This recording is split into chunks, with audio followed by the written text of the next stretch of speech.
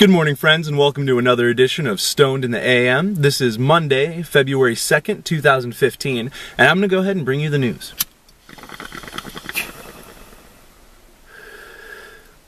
So, a group called the United Launch Alliance has recently launched a SMAP rocket into space, which is carrying a satellite that will be specifically for drought measurement in space.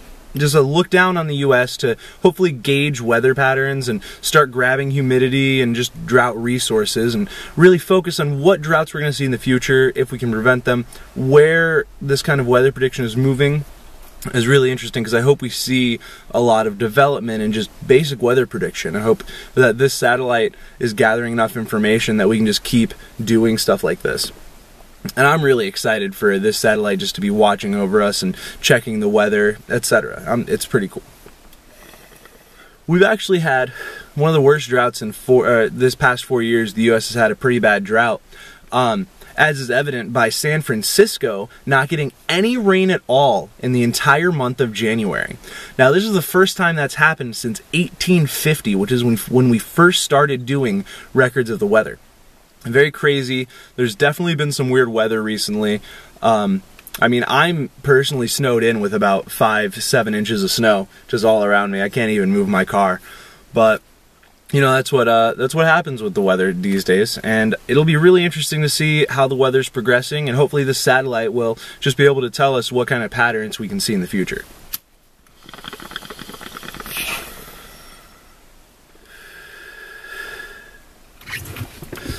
Alright, and the Super Bowl this year was actually lit by LED lights, if you weren't aware. 75% power saved with these LEDs. We went from a cost of $1.24 million for lighting down to the low cost of $310,000. Now that is just an absolute crazy drop.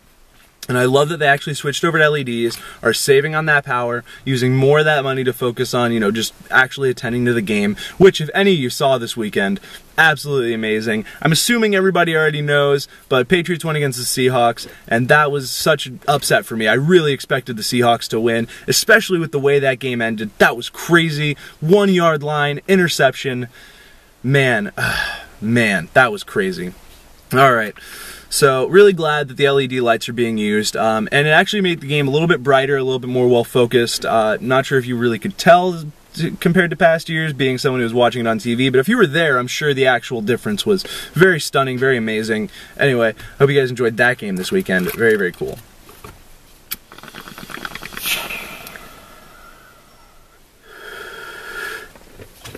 In entertainment news, the Pirate Bay is back up after 51 days of being down. Now, the Pirate Bay was shut down not too long ago by the U.S. Government, and typically it's not down for very long. But this time we saw 50-ish days of just a Pirate Bay, of a flag being waved on their banner and the site being inaccessible. Now, if you go back to the Pirate Bay, I'm actually going to put a link to them just to prove that they're back up. If you go back to them, they've changed their logo. It's no longer the typical ship. It's some sort of bird. I don't really know what's going on. I'm willing to guess that maybe this isn't even the original Pirate Bay owners. This is someone else opening up another Pirate Bay. Totally possible. I've seen that kind of stuff done before. We've seen it happen with other sites such as Silk Road, if you know about that.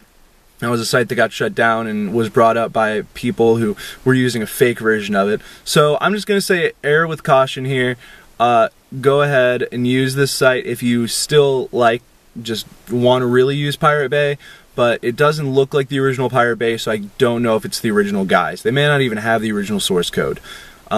So just kind of be cautious with that. Don't trust it right away. Give it some more time. I'll keep an eye on it and tell you guys if anything changes with it.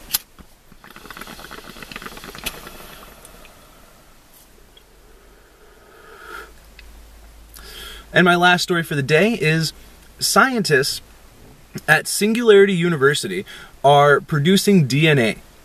Now, I'm going to hook a link to this video because it's very, very interesting, absolutely amazing. Basically, the end result here is that they want people to be able to genetically code and genetically create DNA and then send that to someone with a 3D printer and then print out a life form using this DNA pattern. It's super futuristic, way, way in the future, but actually they are creating the DNA currently, and they found a very, very successful way of doing it. And like I said, just watch the video. It's a little techy, a little complicated, but super, super cool. These guys at Singularity University, specifically this one guy, is just absolutely killing it in the field. He has figured out a great way to laser DNA into the correct pattern and clean it up. Really, really cool. Check it out. Hopefully in the future we'll be creating our own like little pets that we can just print off and have as little cool guys that are always around.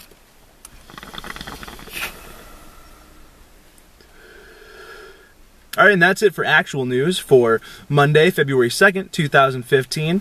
If any of you guys don't want to watch me do a quick breakdown of the LCS that we saw this weekend, then have a great day. I'm glad you stopped in for this video, and I'll see you tomorrow.